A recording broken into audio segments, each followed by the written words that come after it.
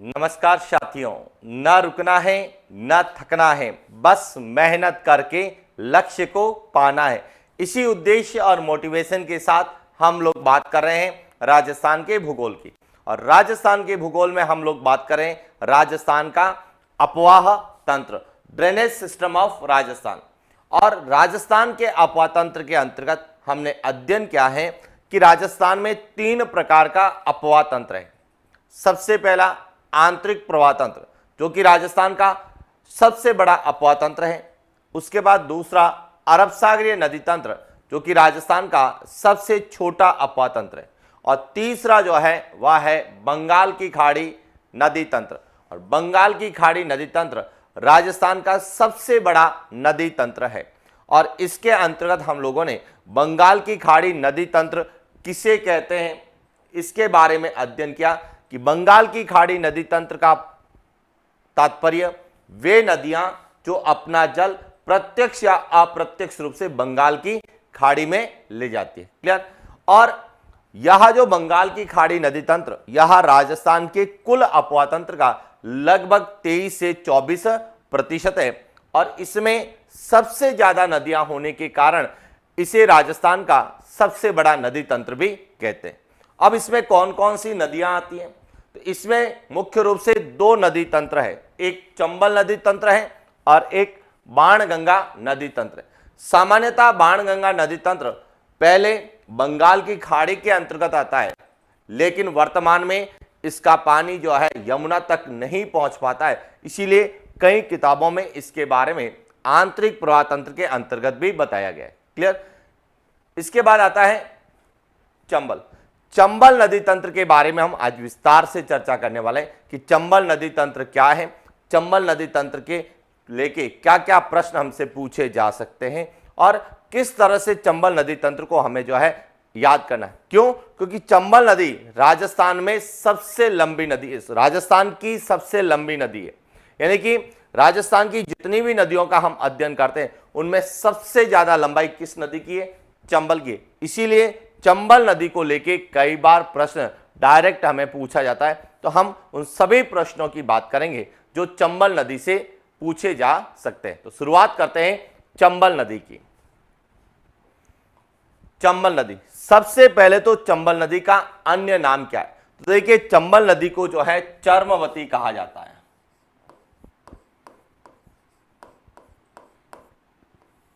क्या नाम दिया गया? चर्मवती नदी, या इसे ही कहा जाता है राजस्थान की कामधेनु।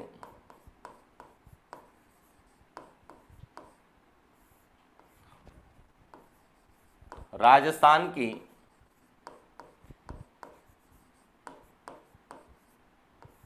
कामधेनु किसे कहा जाता है? चंबल नदी को। अब राजस्थान की कामधेनु क्यों कहते हैं?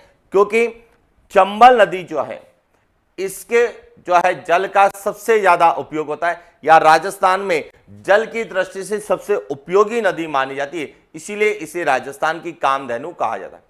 अब इसको चर्मवती क्यों कहते हैं? क्योंकि हमारे जो प्राचीन जो साहित्य है, वैदिक साहित्य है, उसमें चंबल के लिए जो है चर्मवती शब्द का प्रयोग किया गया, इसीलिए इसे चर्मवती कहते हैं।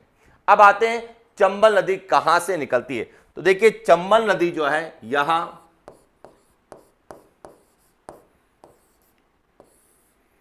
जना पांव की पहाड़ियां, जना पांव की पहाड़ियां जो कि किस राज्य में है? मध्य प्रदेश से यहां निकलती, यानी कि चंबल नदी का उद्गम स्थल है जना पांव की पहाड़ियां, मध्य प्रदेश। राजस्थान में प्रवेश, यह जो राजस्थान में प्रवेश करती है यह चौरियासीगढ़ से, चौरियासीगढ़ जो कि चित्तौड़गढ़ में है, चौरियासीगढ़ से यह राजस्थान में प्रवेश करती है। और राजस्थान में प्रवेश करने के बाद यह राजस्थान के 6 जिलों में बहती है: चित्तौड़गढ़, बूंदी, कोटा, सवाई माधोपुर, करौली और धौलपुर। यानी कि राजस्थान में चंबल नदी का प्रवाह क्षेत्र 6 जिलों में। और इसके बाद यह जो कि समाप्त कहां होती है? यह समाप्त होती है यमुना नदी में। यमुना नदी स्थान पूछा जाए तो मुरादगंज, इटावा उत्तर प्रदेश में जाके यह यमुना में मिल जाती। तो यह तो है चंबल नदी की सामान्य जानकारी। तो देखिए चंबल नदी की सामान्य जानकारी बात करें,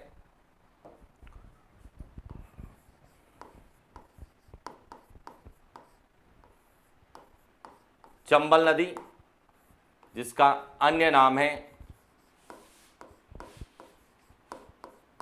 चार्मवती या इसे ही कहा जाता है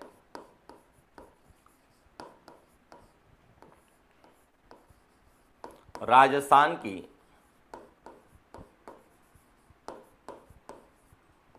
कामधेनु। इसके बाद आता है इसका उद्गम स्थल,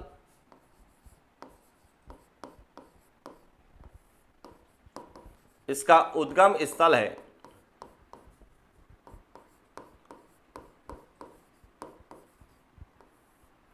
जना पावकी पहाड़ियां मध्य प्रदेश। जना पाव की पहाड़ियां मध्य प्रदेश से यहां निकलती है। जब यह राजस्थान के बाहर से निकलती है तो राजस्थान में प्रवेश,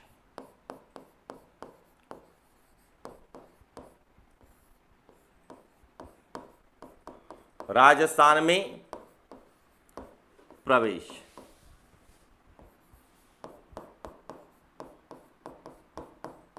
चौरासीगढ़,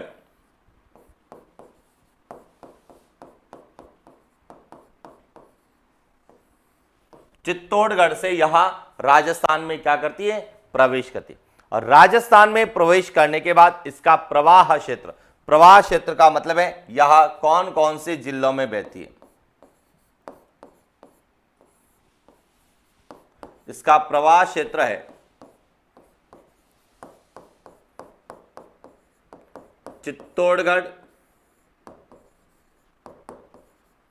बूंदी, कोटा,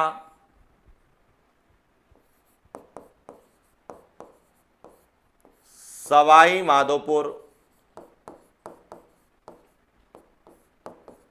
करौली और धौलपुर, यहां राजस्थान के 6 जिलों में बहती है। इसके बाद आता है इसका समाप्ति स्थल कि यह राजस्थान में 6 जिलों में बहने के बाद कहां जाके समाप्त होगी। तो समाप्ति स्थल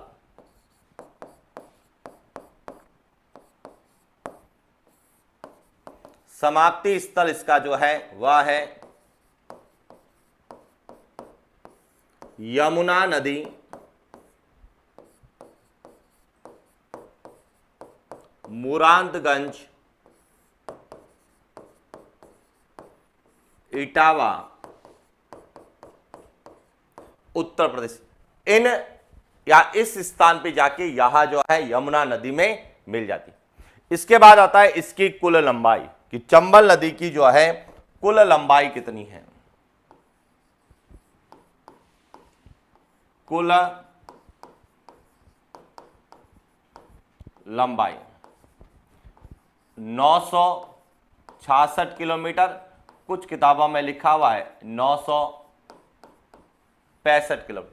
966 या 965 दोनों में से कोई एक है। यहां एक तरह से राउंड फिगर में लिखा हुआ है और यहां एग्जैक्ट लिखा हुआ है। राजस्थान में लंबाई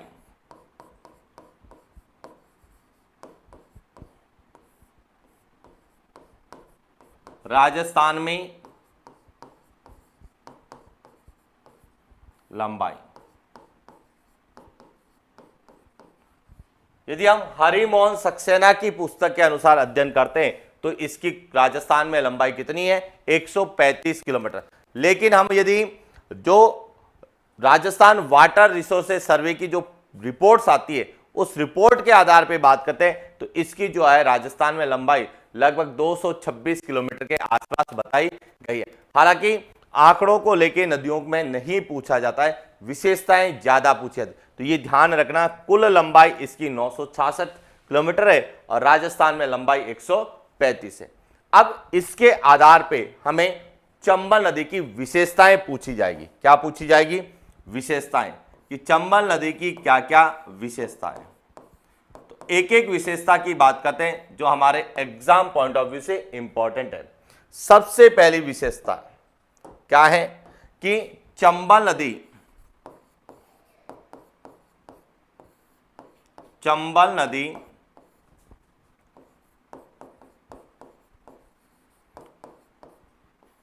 राजस्थान की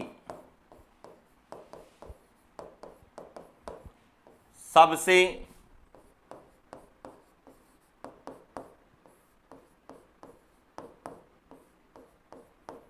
लंबी नदी। राजस्थान की सबसे लंबी नदी कौन सी है? चंबल नदी। क्योंकि जितनी भी नदियों के बारे में हम अध्ययन करते हैं उन सभी नदियों में सबसे ज्यादा लंबाई जो है किसकी है? चंबल की है, 966 किलोमीटर। इसीलिए चंबल नदी राजस्थान की सबसे लंबी नदी है। इसके बाद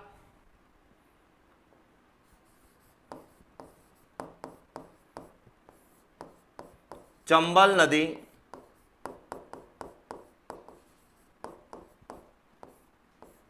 राजस्थान की 12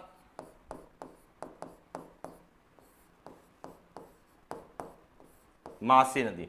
12 मासी नदी का मतलब है यह वर्ष भर चलती है, वर्षा पर यह निर्भर नहीं करती, क्योंकि राजस्थान की अधिकांश नदियां वर्षा पर निर्भर करती है। यदि बारिश होगी तो जो है उनमें पानी की आवक होगी, लेकिन चंबल नदी जो है वर्ष भर चलती है, इसीलिए इसे 12 मासी नदी कहा जाता है। और 12 मासी नदी चलती है, इसीलिए यहां की जो है 12 मासी नदी होने के कारण इसके जल का सबसे ज्यादा उपयोग होता है। इसीलिए चंबल नदी जल की उपयोगिता की दृष्टि से सबसे बड़ी नदी है।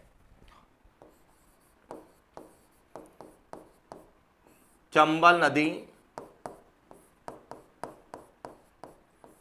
जल की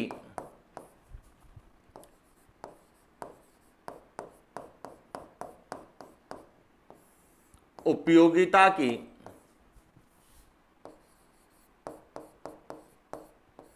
दृष्टि से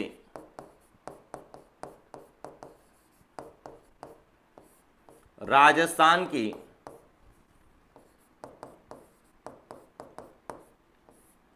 सबसे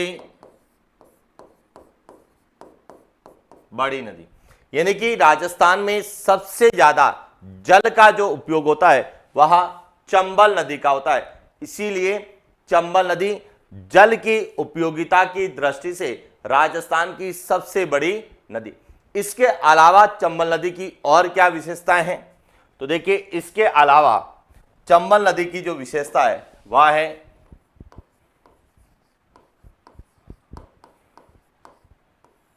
चंबल नदी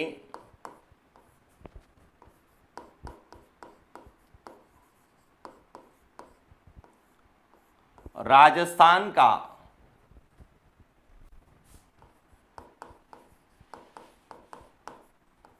सबसे बड़ा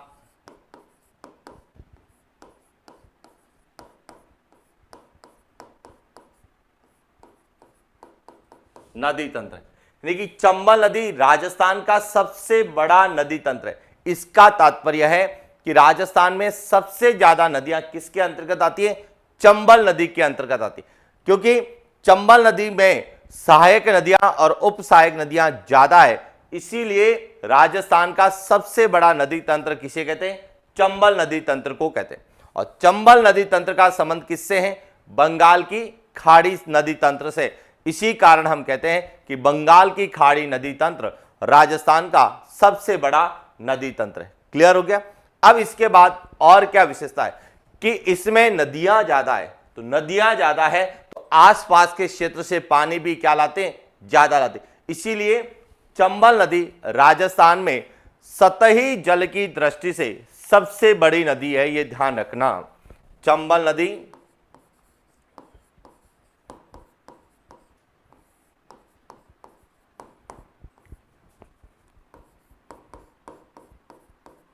सतही जल की दृष्टि से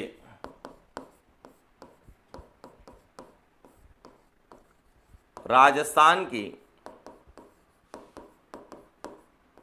सबसे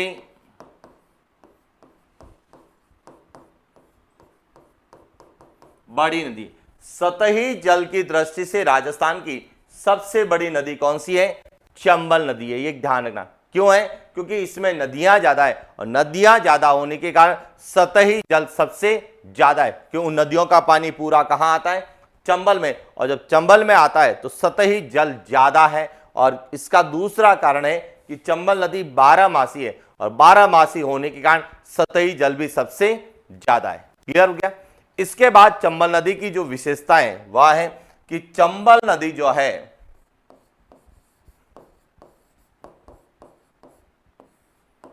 नदी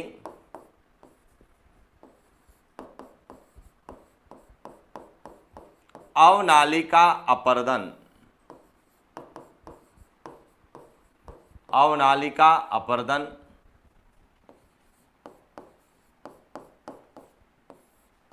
उत्खात भूमि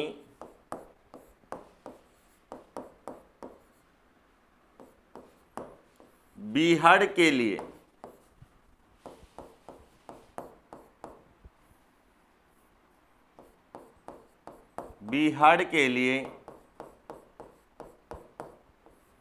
जानी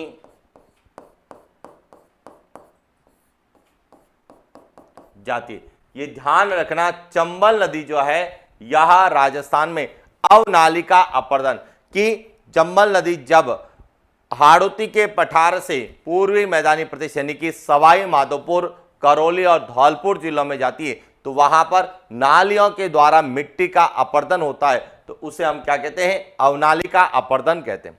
और अवनालिका अपर्दन से वहां पर ऊबड़ खाबड़ भूमि का विकास होता है या निर्माण होता है, जिसे हम उत्काद भूमि कहते हैं। और उस उत्काद भूमि में जो है घने जंगल जो पाए जाते हैं उन्हें हम क्या कहते हैं? बीहड़ कहते हैं। इसीलिए चंबल नदी जो है अवनालिका अपर्दन, उत्खात भूमि या बीहड़ के लिए जानी जाती है। ये ध्यान रखना, बहुत बार प्रश्न पूछा गया है कि अवनालिका अपर्दन के लिए कौन सी नदी कुख्यात है, बीहड़ के लिए या उत्खात भूमि के लिए?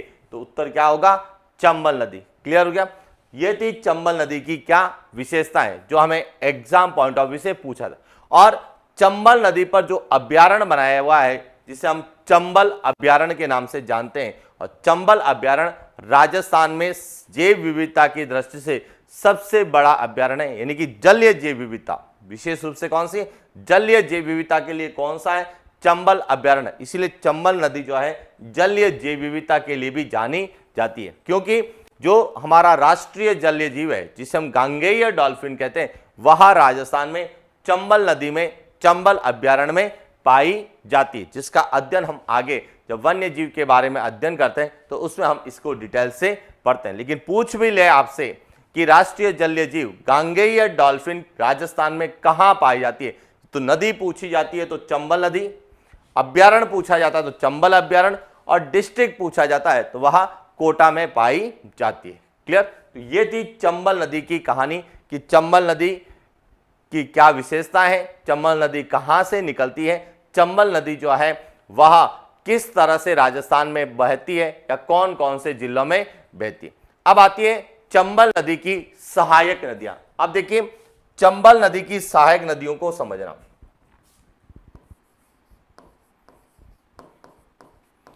चंबल नदी की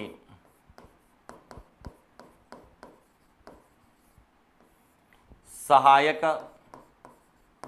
नदियां कि चंबल में मिलने वाली सहायक नदियां, तो चंबल की सहायक नदियों को हम दो तरीके से पढ़ते हैं। एक दाईं ओर से मिलने वाली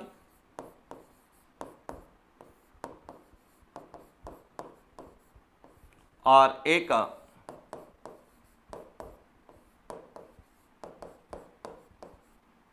बाईं ओर से मिलने वाली।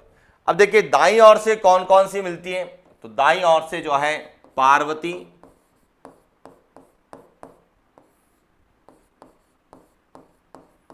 कुन्नू और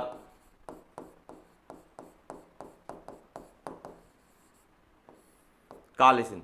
ये तीन नदियां जो है दाईं ओर से मिलती हैं। बाईं ओर से कौन सी मिलती है? बामनी, मेच, कुराल।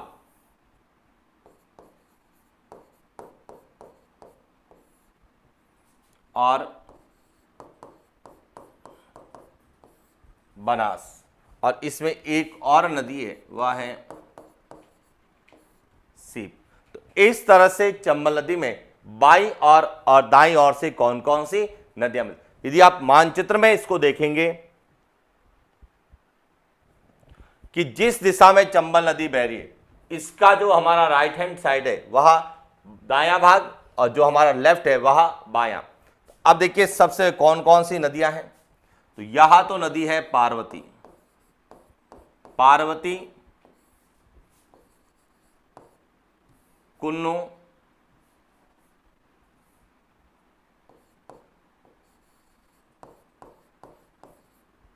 और यह है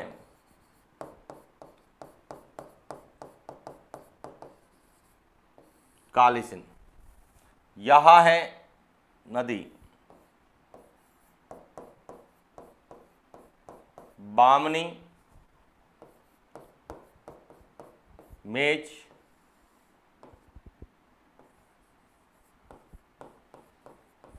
कुराल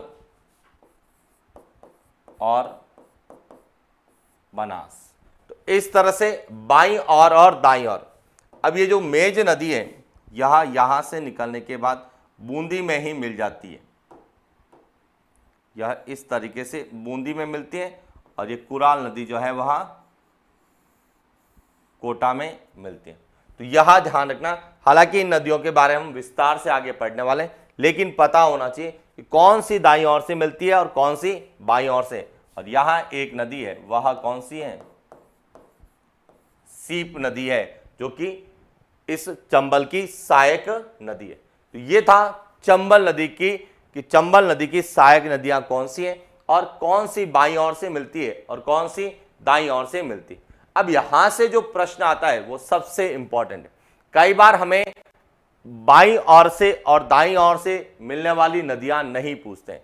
कई बार हमें पूछा जाता है कि यदि हम पूरब से पश्चिम की ओर यात्रा करते हैं, कहां याद करते हैं? पूरब से पश्चिम की ओर यात्रा करते हैं, तो नदियों का सही क्रम कौन सा होगा? तो देखिए सबसे पहले कौन सी आएगी? पार्वती, कुन्नू, काली सिंध, चंबल, बामनी, मेच, कुराल और बनास। तो ये पार्वती से लेके बनास तक आएंगे। यहां राजस्थान की नदियों का पूरब से पश्चिम क्रम है, क्योंकि कई बार हमें अपवाद तंत्र में केवल एक नदी नहीं पूछी जाती है, कई नदियों को एक साथ पूछा जाता है। मानचित्र के आधार पर पूछा जा सकता है कि पूरब से पश्चिम प्रवाहित होने वाली नदियों का सही क्रम कौन सा है। तो ध्यान रखना, जो भी आप नदियों के बारे में पढ़ें तो एक एक नदी को तो पढ़े ही साथ ओवरऑल उस नदी को लेके क्या प्रश्न बन सकता है उन पर भी फोकस करें, कि जब हम पूरब से पश्चिम की ओर यात्रा करते हैं तो कौन कौन सी नदियां आएगी। तो जो सबसे पूरब में होगी वहां से हमें शुरू करना है, और पश्चिम यानी पश्चिम का मतलब है जैसलमेर तक, कोटड़ी की पहाड़ियों से जो नदी निकलती है वहां तक की नदियों का हमें सामान्य जो है क्रम पता होना चाहिए, सामान्य जो है प्रवाह क्षेत्र पता होना चाहिए, ताकि हम मानचित्र आधारित जो प्रश्न आते हैं वह गलत नहीं हो। क्लियर हो गया? तो ये थी चंबल की सहायक नदियां, जो हमें दो तरीके से पूछी जा सकती है,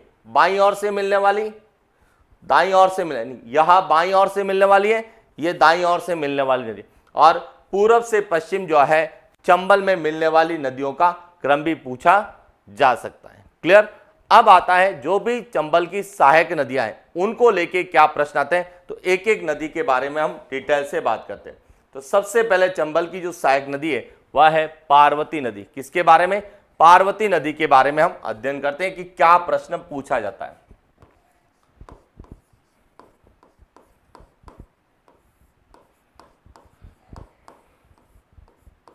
पार्वती नदी।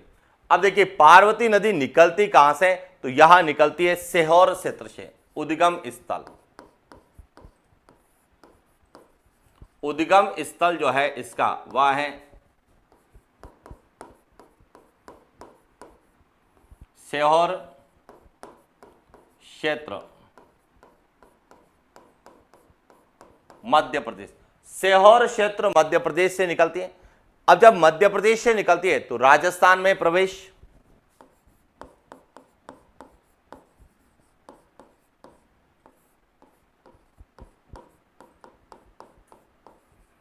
राजस्थान में जो इसका प्रवेश है वह है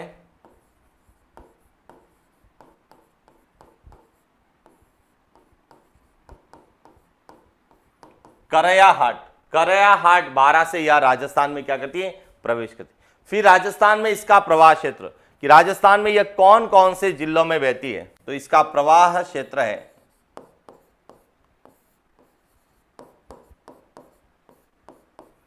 बारां, कोटा और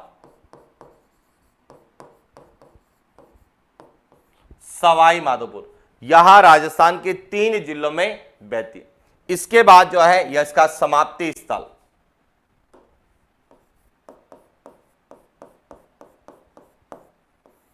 इसका जो समाप्ति स्थल है वह है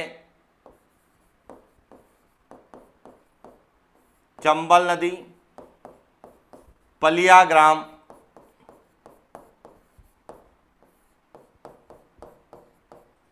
या पालीग्राम, सवाई माधोपुर।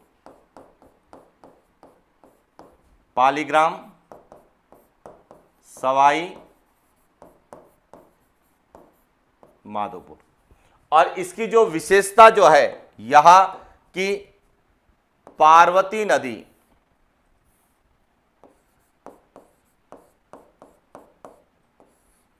पार्वती नदी राजस्थान तथा मध्य प्रदेश की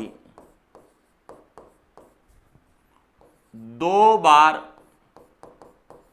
सीमा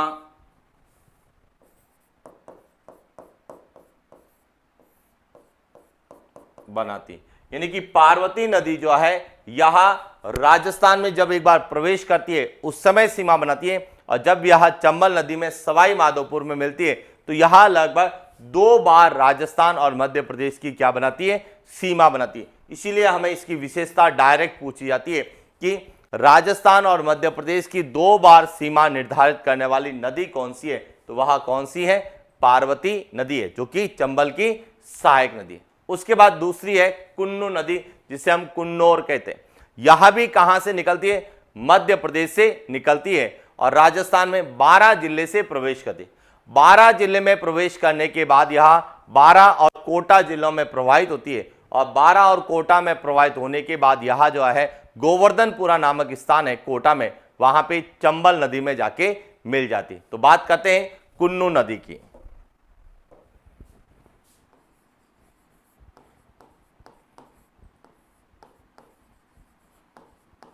कुन्नू या कुन्नौर नदी, इसका उद्गम स्थल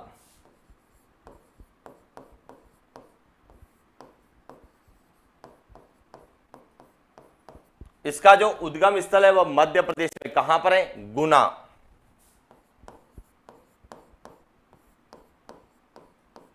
मध्य प्रदेश। उसके बाद है राजस्थान में प्रवेश,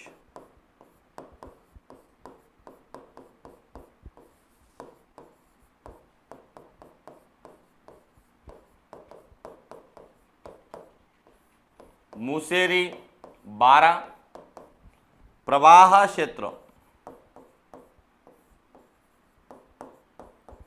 प्रवाह क्षेत्र है 12 और कोटा। 12 और कोटा जिलों में बहती है, और इसके बाद इसका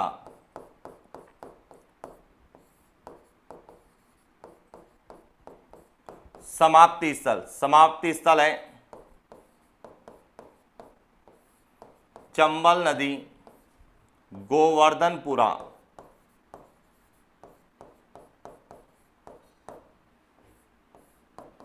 कोटा, गोवर्धनपुरा कोटा में जाके यह चंबल नदी में मिल जाती। हालांकि इसकी कोई विशेषता नहीं है। सामान्यतः इसका जो प्रश्न आता है वह आता है पूर्वी राजस्थान नहर। अब पूर्वी राजस्थान नहर का क्यों प्रश्न आता है? क्योंकि पूर्वी राजस्थान नहर जो कि अरावली के पूरब में सबसे बड़ी नहर परियोजना है, जो कि पार्वती, काली सिंध और कुन्नू नदी पर बनाई जा रही है, और जो राजस्थान के लगभग जो है 13 जिलों को जो है लाभान्वित करने वाली है। तो जिसकी चर्चा हम नहर परियोजना के अंतर्गत पढ़ते हैं, अपवाह तंत्र में नहीं करते हैं। तो इसीलिए ध्यान रखना कि यह नदियां यदि अपवाह तंत्र है तो अपवाह तंत्र के आधार पर पूछी जाती है, और जहां पर सिंचाई परियोजनाएं दे रखी है तो वहां पर इन्हीं नदियों को सिंचाई परियोजना के आधार पर भी पूछा जाता है। क्लियर? और इसके बाद जो अगली नदी है वह है काली सिंध नदी। कौन सी है? काली सिंध नदी। तो देखिए, बात करते हैं काली सिंध नदी की, कि काली सिंध नदी को लेकर सबसे ज्यादा प्रश्न पूछे जाते हैं। इसके पीछे कई कारण है।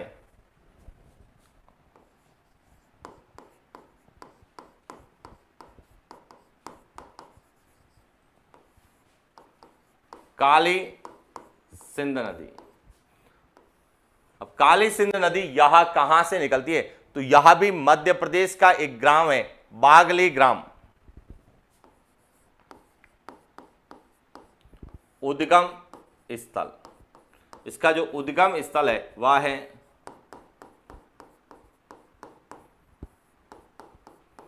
बागली ग्राम, मध्य प्रदेश। अब ये बागली ग्राम से निकलती है। अब राजस्थान में कहां से प्रवेश करती है? तो यह राजस्थान में झालावाड़ का एक गांव है बिंदा, बिंदा झालावाड़ से राजस्थान में प्रवेश करती है।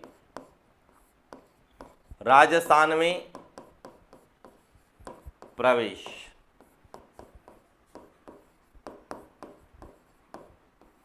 बिंदा झालावाड़। इसके बाद प्रवाह क्षेत्र, प्रवाह क्षेत्र जो इसका है वह है झालावाड़ और कोटा।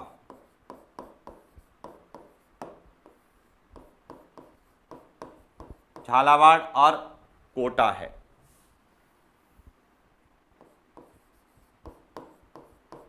और उसका समाप्ति स्थल जो है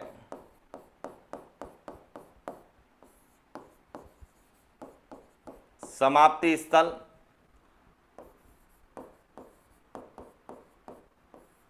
चंबल नदी,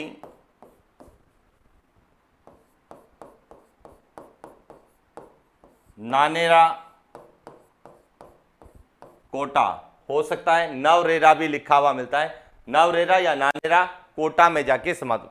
और अभी हाल ही में जो पूर्वी राजस्थान नहर है, पूर्वी राजस्थान नहर परियोजना के अंतर्गत काली सिंध नदी पर जो है कोटा के नवरेरा बांध का निर्माण किया, यानी नानेरा या नवरेरा स्थान पर नवरेरा बांध का निर्माण किया गया, जो कि हमारी जो पूर्वी राजस्थान नहर है उसके प्रथम चरण में इस नदी पर एक बांध बनाया जा रहा है। नवरेरा बांध के नाम से हम लोग जानते हैं, जो कि नवरेरा या नानेरा नामक स्थान पर कोटा जिले में काली सिंध नदी पर है। तो इसीलिए यहां पर नदी सामान्यतः परियोजनाओं को लेकर पूछने की संभावनाएं ज्यादा है। अब ध्यान रखना, जहां पर सिलेबस में सिंचाई परियोजनाएं या मेजर इरिगेशन प्रोजेक्ट लिखा हुआ है वहां से तो प्रश्न मेजर इरिगेशन प्रोजेक्ट से ही आते हैं, लेकिन जहां पे अपवाह तंत्र है तो अब नवरेरा जो क्षेत्र स्थान है वह चर्चित है। किस कारण? पूर्वी राजस्थान नहर के कारण। अब पूर्वी राजस्थान नहर का संबंध किससे? 3 नदियों से, पार्वती, कुन्नू और काली सिंध। तो इसीलिए काली सिंध नदी या इसकी विशेषता या इसके संबंध में जो भी प्रश्न हम लोग पढ़ रहे हैं इनको आधार बनाते हुए प्रश्न पूछे जाने की संभावना। आपसे डायरेक्ट भी पूछा जा सकता है कि पूर्वी राजस्थान नहर में शामिल कौन सी नदी है या नहीं है। तो पूर्वी राजस्थान नहर का निर्माण चंबल की सहायक नदियों पर किया जा रहा है, जिसमें 3 नदियों को आपस में जोड़ा जा रहा है, पार्वती, कुन्नू और काली सिंध। और इसीलिए काली सिंध नदी वर्तमान में एग्जाम पॉइंट ऑफ व्यू से इंपॉर्टेंट है। चले आगे। अब इसकी काली सिंध नदी की क्या विशेषता है? तो देखिए, विशेषता की बात करें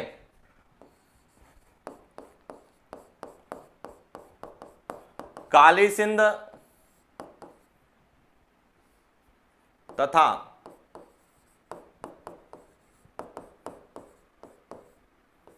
आहू नदियों के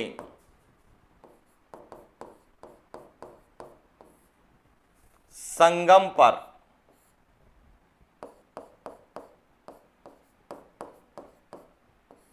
गागरोन दुर्ग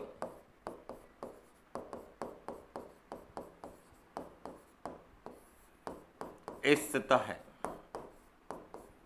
और गागरोन दुर्ग जो कि राजस्थान का एक प्रमुख जल दुर्ग है, जो कि काली सिंध और आहू नदियों पर है। तो इसीलिए ध्यान रखना, काली सिंध और आहू नदियों पर स्थित जो गागरोन दुर्ग जो कि राजस्थान का एक जल दुर्ग है, और इसके बारे में कहा जाता है कि यह बिना नींव के एक चट्टान पर निर्मित दुर्ग है। तो इसीलिए काली सिंध नदी को जो है आर्ट एंड कल्चर में जल दुर्ग के रूप में पूछी जा सकती है।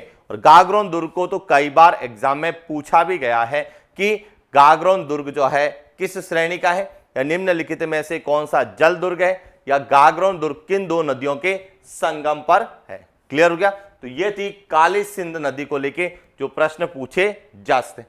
काली सिंध नदी की एक और सहायक नदी है जिसे हम परवन नदी कहते हैं, और परवन नदी पर 12 जिले में शेरगढ़ दुर्ग, जिसे कोशवर्धन दुर्ग के नाम से जानते थे, वहां स्थित है। वहीं पर परवन नदी और एक काली खोह नदी है, उनके संगम पर या उनके किनारे जो है मनोर थाना दुर्ग स्थित है झालावाड़ में, जो कि जल दुर्ग की श्रेणी में आता है। तो जल दुर्ग, त्रिवेणी संगम और जल प्रपात जो है उनको हम अलग से एक बार नोट कर लेंगे, ताकि आपको क्लियर हो जाए कि अपवाह तंत्र के अलावा और क्या प्रश्न हमसे पूछे जा सकते हैं। क्लियर हो गया। ये तो थी कौन सी, दाईं ओर से मिलने वाली सहायक नदी। अब बाईं ओर से मिलने वाली में जो पूछी जाती है, एक तो पूछी जाती है बामनी नदी, बामनी या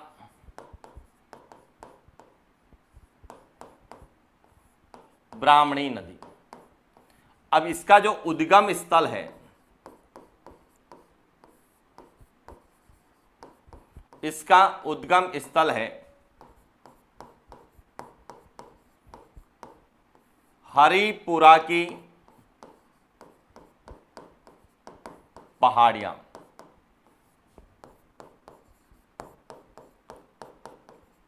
चित्तौड़गढ़, हरिपुरा की पहाड़ियां चित्तौड़गढ़ से निकलती हैं।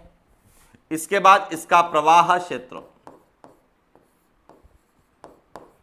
प्रवाह क्षेत्र इसका एक ही जिले में है,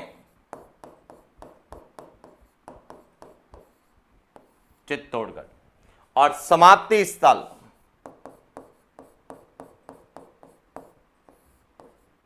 इसका जो समाप्ति स्थल है वह है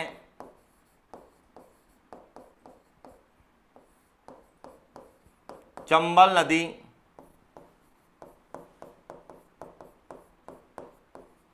भैंसरोडगढ़ चित्तौड़गढ़। कि यहां चंबल नदी में भैंसरोडगढ़ चित्तौड़गढ़ में जाके मिलती है। तो अब यहां से प्रश्न क्या बनता है, इसकी विशेषता की बात करें तो देखिए सबसे प्रमुख विशेषता है कि बामनी नदी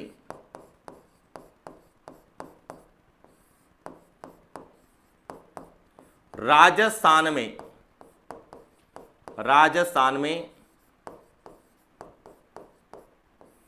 चंबल नदी में, राजस्थान में चंबल नदी में सबसे पहले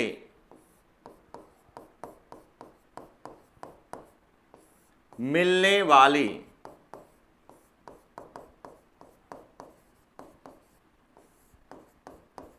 सहायक नदी, यानी कि चंबल की जितनी भी सहायक नदियां हैं उन सभी सहायक नदियों में सबसे पहले चंबल में कौन सी मिलती है, तो बामनी नदी मिलती है। और कहां जाके मिलती है, भैंसरोडगढ़ में। तो इसीलिए हमारा यहां से प्रश्न आता है कि भैंसरोडगढ़ जो दुर्ग है वह जल दुर्ग की श्रेणी में आता है, और वह चंबल और बामनी नदियों के संगम या किनारे पर स्थित है। तो यह भी ध्यान रखना, भैंसरोडगढ़ दुर्ग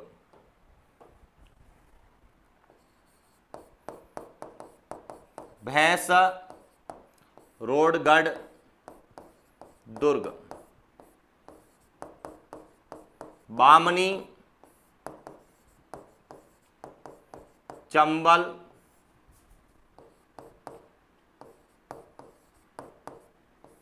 नदियों के संगम पर स्थित है। यानी कि भैंसरोडगढ़ दुर्ग जो कि चित्तौड़गढ़ में है, यहां बामनी और चंबल नदियों के संगम पर जल दुर्ग की श्रेणी में आता है। क्लियर। इसके बाद थी बनास नदी, और बनास नदी चंबल में मिलने वाली सबसे लंबी सहायक नदी थी, जिसके बारे में हम पिछले क्लास में विस्तार से चर्चा कर चुके हैं।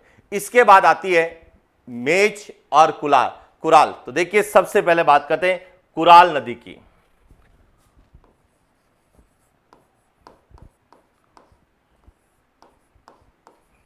कुराल नदी, अब देखिए कुराल नदी जो है यहां कहां से निकलती है, ऊपर माल के पठार से निकलती है, चित्तौड़गढ़ से, और यहां बूंदी में जाके चंबल नदी में क्या है, मिल जाती है। तो इसका मतलब है इसका उद्गम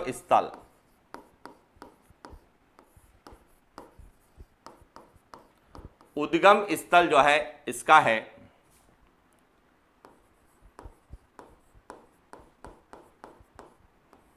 ऊपर माल का पठार,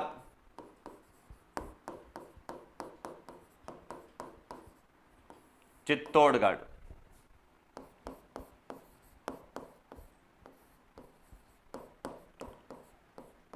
प्रवाह क्षेत्र, इसका जो प्रवाह क्षेत्र है वह है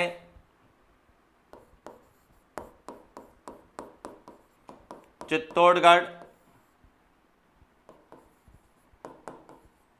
बूंदी, और समाप्ति स्थल जो है वह है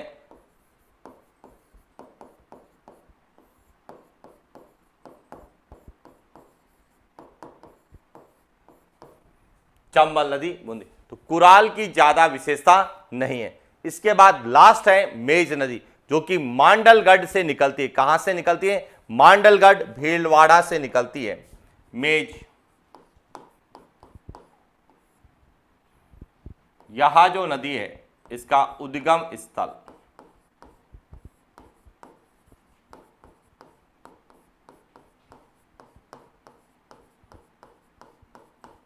मांडलगढ़ भीलवाड़ा से। इसका प्रवाह क्षेत्र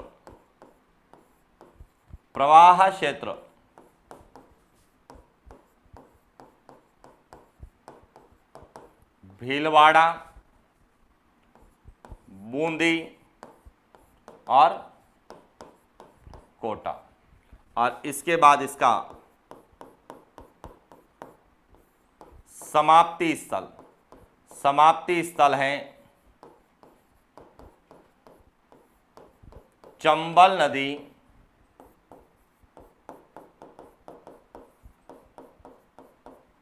भैंसखाना, कोटा। तो इसकी भी कोई ज्यादा विशेषता नहीं है, इसीलिए इन नदियों को केवल चंबल की सहायक नदियों के रूप में पूछा जाता है। तो यह था चंबल नदी और उसकी सहायक नदियों की कहानी, कि चंबल नदी कहां से निकलती है, राजस्थान में कौन कौन से जिलों में बहती है और उसकी क्या क्या विशेषता है। फिर चंबल की सहायक नदियां कौन सी हैं, दाईं ओर से कौन सी मिलती है, बाईं ओर से कौन सी मिलती है, और उसके बाद जो है चंबल नदी में जो सहायक नदियां मिलती है उनकी क्या क्या विशेषता है। अब इसके अलावा कुछ महत्वपूर्ण बिंदु जो कि सभी पूरे अफवाह तंत्र को लेके कुछ महत्वपूर्ण पॉइंट्स पूछे जाते हैं, उन बिंदुओं पर हम लोग चर्चा करते हैं, ताकि यदि पूरे अफवाह तंत्र या नदियों को एक साथ पूछा जाए तो कैसे पूछा जा सकता है। तो देखिए सबसे पहले बात करते हैं एक एक पॉइंट को लेके जो हमसे पूछे जा सकते हैं। एक तो पूछा जाता है अपवाह क्षेत्र प्रतिशत के आधार पर।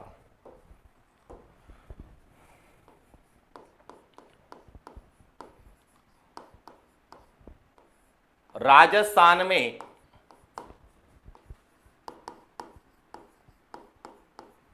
अपवाह क्षेत्र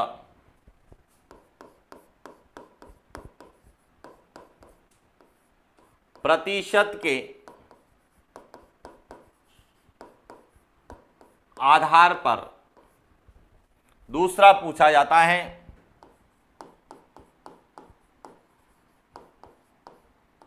राजस्थान में जल ग्रहण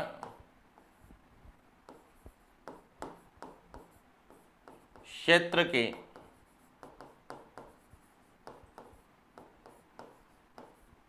आधार पर। अब देखिए, सबसे पहले राजस्थान में अपवाह क्षेत्र प्रतिशत। अपवाह क्षेत्र का अंतर्गत है कि वे नदी जो राजस्थान में या ऐसा नदी तंत्र जिसमें नदियां ज्यादा होगी तो उसका अपवाह तंत्र जो है या अपवाह क्षेत्र क्या होगा, ज्यादा होगा। तो इसीलिए सबसे ज्यादा नदियां किसमें आती है, चंबल में। तो इसीलिए राजस्थान में अपवाह क्षेत्र के आधार पर नदियों का यदि क्रम पूछा जाता है तो सबसे पहले कौन सी आती है, चंबल नदी। कौन सी है,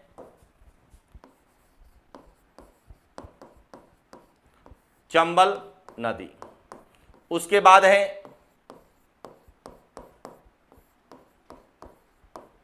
लूनी नदी, फिर है बनास नदी और उसके बाद है माही नदी।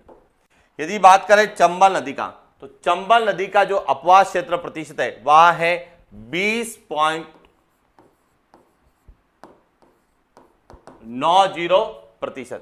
यही बात यदि हम बात करते हैं लूनी की तो 10.41% है। यदि हम बात करते हैं बनास की तो 9.80 और माही की बात करते हैं तो 4.80%। अब देखिए यहां पे कंफ्यूजन हो रहा होगा कि सर अपवाह क्षेत्र प्रतिशत क्या है। तो हमने अपवाह तंत्र को पढ़ा था कि जब कोई भी नदी और उसकी सहायक नदियां जिस क्षेत्र से जल को प्रवाहित करके ले जाती है वह उसका अपवाह क्षेत्र या अपवाह तंत्र कहलाता है। अब चंबल नदी में नदियां ज्यादा है इसीलिए इसका जो है अपवाह क्षेत्र प्रतिशत ज्यादा होगा। लूनी में चंबल से जो है दूसरे नंबर की है तो लूनी, फिर बनास और उसके बाद क्या है, माही। तो ये ध्यान रखना अपवाह क्षेत्र प्रतिशत के आधार। इसके बाद दूसरा है जल ग्रहण क्षेत्र के आधार। जल ग्रहण क्षेत्र का मतलब है कि राजस्थान में जिसकी लंबाई ज्यादा होगी उसका जल ग्रहण क्षेत्र क्या होगा, ज्यादा होगा। तो देखिए सबसे ज्यादा जल ग्रहण क्षेत्र है वह है बनास नदी का। सबसे ज्यादा किसका है, बनास नदी का जल ग्रहण क्षेत्र ज्यादा है। क्यों है, बनास नदी पूर्णतः राजस्थान में बहने वाली सबसे लंबी नदी है इसीलिए इसका जल ग्रहण क्षेत्र ज्यादा। और कितना है, 27.48%। 48%। इसके बाद दूसरी जो नदी है वह है लूनी। लूनी नदी, और लूनी नदी का जो जल ग्रहण क्षेत्र है वह है 20.21%। 20.21%। इसके बाद तीसरी जो है वह है चंबल। चंबल नदी जिसका है 17.18%। और उसके बाद चौथी जो है वह है माही। माही नदी, और माही नदी का जो जल ग्रहण क्षेत्र है वह है 8.46%। क्लियर, 9.46%, सॉरी, यह है 9.46। अब देखिए आपको इन आंकड़ों को नहीं याद करना है, आपसे सीधा प्रश्न पूछा जाएगा कि राजस्थान में जल ग्रहण क्षेत्र के आधार पे सबसे बड़ी नदी कौन सी है, तो बनास, या इनका कौन सा क्रम है। इसी में अपवाह क्षेत्र प्रतिशत के आधार पे सबसे बड़ी कौन सी है, चंबल, और इसका जो है क्रम क्या है। यह प्रतिशत केवल हम तुलनात्मक अध्ययन के लिए करते हैं और यह प्रतिशत समय समय पर जो रिपोर्टें आती है उस आधार पर परिवर्तित भी होते हैं। लेकिन नदियों का क्रम यदि हमें पता है तो हमें कंफ्यूज होने की कोई आवश्यकता नहीं है, केवल नदियों का क्रम पता होना चाहिए। इसके बाद हमें एक पॉइंट और पूछा जाता है नदियों की लंबाई के आधार पर, कि लंबाई के आधार पर राजस्थान की नदियों का सही क्रम।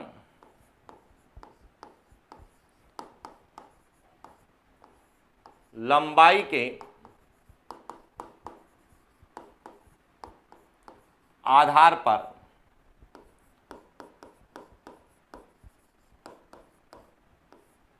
राजस्थान की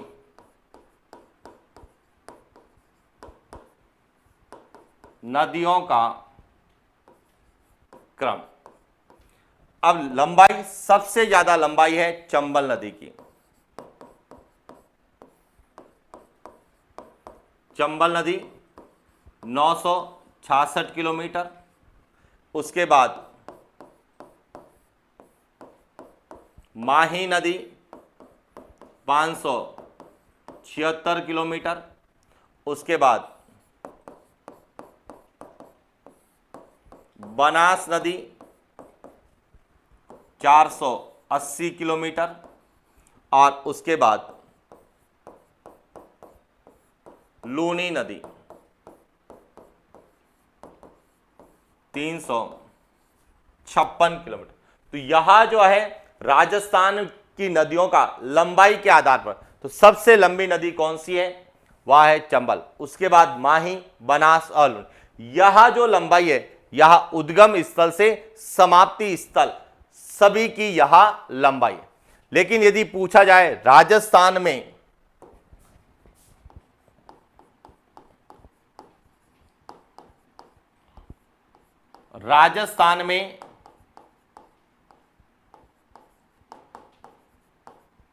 लंबाई के आधार पर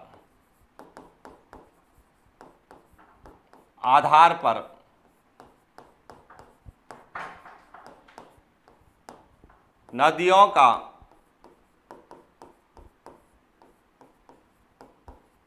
सही क्रम, कि राजस्थान में लंबाई के आधार पर, देखिए राजस्थान में सबसे ज्यादा लंबाई किसकी है? बनास नदी की। कितनी है? 480 किलोमीटर। उसके बाद है लूनी नदी। कितनी है? 330 किलोमीटर। उसके बाद माही नदी 171 किलोमीटर। और उसके बाद कौन सी आएगी?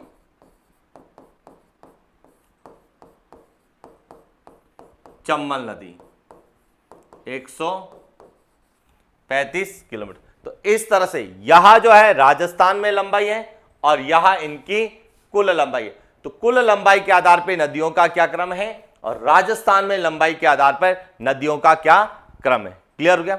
इसके बाद कुछ पॉइंट्स और पूछे जाते हैं, उन पर भी हम बात करते हैं। जैसे जल दुर्ग पूछे जाते हैं कि जल दुर्ग कौन सा है, कहां है और कौन सी नदियों पर स्थित है। क्योंकि अपवाद क्षेत्र पढ़ रहे हैं तो नदियों के संदर्भ में जो भी पॉइंट्स हैं हम उनको पूरा तैयार कर लेते हैं। तो देखिए राजस्थान के जल दुर्ग की बात करें,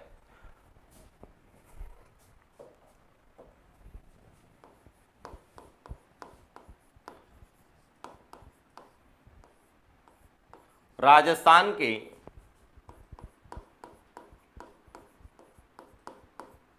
जल दुर्ग यानी कि जो नदियों के किनारे या संगम पर है, जिसमें सबसे पहला है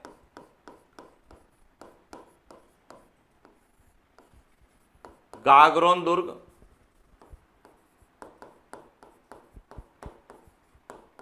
झालावाड़ में है। दूसरा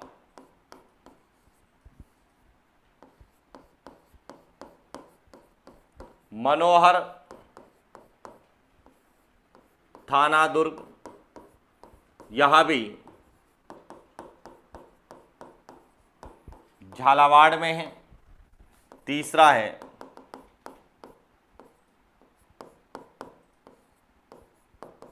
भैंस रोड गढ़ दुर्ग, यह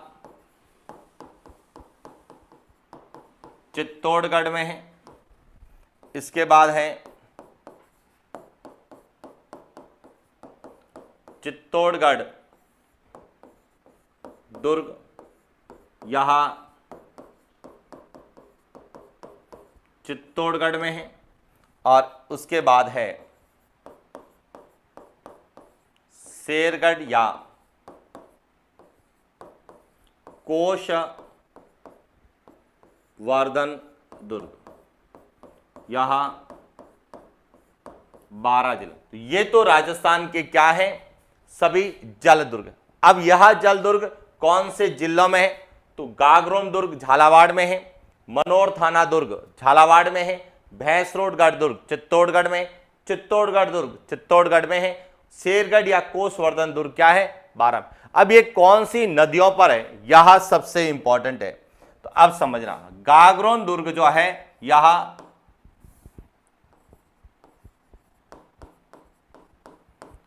काली सिंध और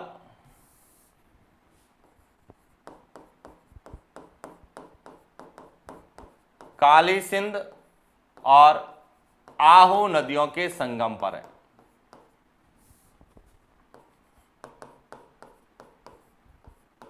आहू नदियां। मनोर थाना दुर्ग परवन और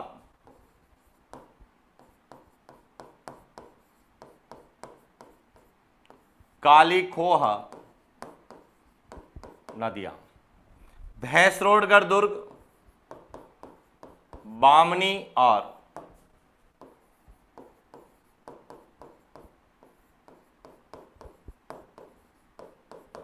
चंबल नदियां। चित्तौड़गढ़ दुर्ग बेड़च और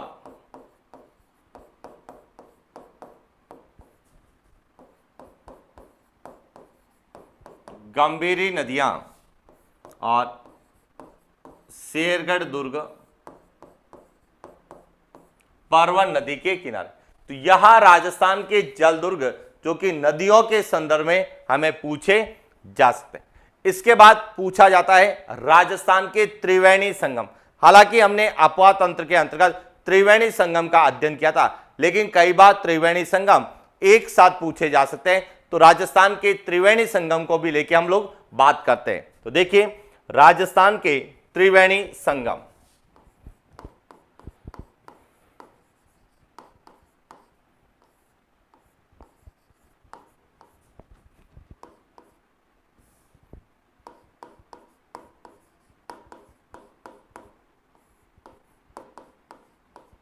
राजस्थान के त्रिवेणी संगम में सबसे पहले बात करते हैं नदियों की। सबसे पहला है माही, सोम और जाखम। दूसरा है बनास, बेड़च और मैनार। तीसरा है बनास, डाई और खारी। और चौथा है बनास, सीप और चंबल। तो यह राजस्थान के क्या है, सभी त्रिवेणी संगम। अब ये त्रिवेणी संगम कहां पर है, तो देखिए स्थान और डिस्ट्रिक्ट। यहां है बेणेश्वर, बेणेश्वर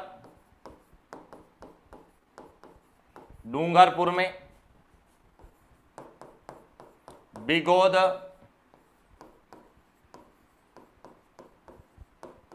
भीलवाड़ा में, राजमहल टोंक में और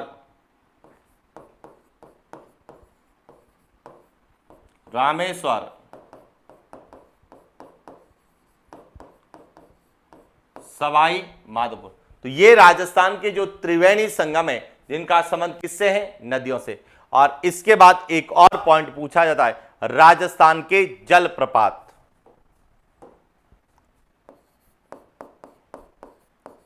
राजस्थान के जल प्रपात या राजस्थान के झरने, जिसमें सबसे पहला है चूलिया जलप्रपात, दूसरा है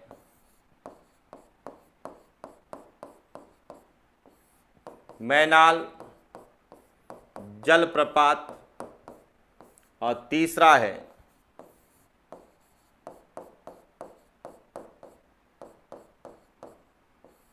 भीमताल जल प्रपात। अब चूलिया जलप्रपात जो कि चंबल नदी पर है, मैनाल जलप्रपात मैनाल नदी पर है और भीमताल जलप्रपात यहां मांगली नदी पर है। चूलिया जलप्रपात यहां चित्तौड़गढ़ में है, मैनाल है यहां भीलवाड़ा में है और मांगली जो है नदी पर वह बूंदी जिले में। तो इस तरह से राजस्थान में 3 प्रमुख जलप्रपात जो कि पर्टिकुलर नदियों पे, हालांकि हम अरना झरना भी पढ़ते हैं लेकिन अरना झरना नदियों पर नहीं है, केवल वर्षा के समय पहाड़ी क्षेत्र से जो पानी गिरता है तो उसे अरना झरना के नाम से जाना जाता है जो कि जोधपुर जिले में। तो अब ध्यान रखना, चूलिया जलप्रपात जो कि चंबल नदी पर है, यहां राजस्थान का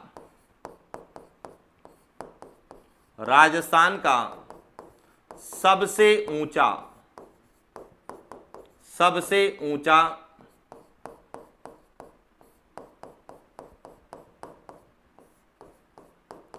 जलप्रपात है।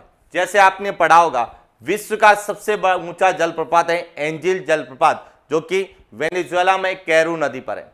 भारत में बात करें तो भारत का सबसे ऊंचा जलप्रपात जो कि हमारी किताब एनसीईआरटी के आधार पे तो हम लोग मानते हैं कि जोग या गरसोपा जलप्रपात जो कि शरावती नदी पर कर्नाटका में, लेकिन कुछ किताबों में जो है कांचीकुल भी लिखा हुआ है जो कि वराही नदी पर कर्नाटका में भी है। उसी प्रकार राजस्थान का सबसे ऊंचा जलप्रपात कौन सा है? चूलिया जलप्रपात जो कि चंबल नदी पर चित्तौड़गढ़ में, यह राजस्थान का सबसे ऊंचा जलप्रपात है। क्लियर? तो ये था हमारा राजस्थान के अपवा क्षेत्र में चंबल नदी की सहायक नदियां और उसके बाद ओवरऑल जो हमारा अपवा तंत्र है जिसमें आंतरिक प्रवाह तंत्र है, बंगाल की खाड़ी है, अरब सागर, उनको लेके क्या प्रश्न पूछे जा सकते हैं, जल दुर्ग को लेके क्या प्रश्न बन सकते हैं, त्रिवेणी संगम को लेके क्या पूछे जा सकते हैं, जलप्रपात को लेके क्या पूछे जा सकते हैं, नदियों की लंबाई के आधार पर प्रश्न क्या बन सकते हैं, नदियों के अपवा क्षेत्र और जल ग्रहण को लेके किस तरह के प्रश्न हमसे पूछे जा सकते हैं, उन सभी प्रश्नों की हमने बात की। और इसी के साथ हमारा जो है अपवा तंत्र, राजस्थान का ड्रेनेज सिस्टम जो टॉपिक है वह कंप्लीट होता है और नेक्स्ट क्लास हम नए टॉपिक की बात करें। आज के लिए इतना ही। Thank you.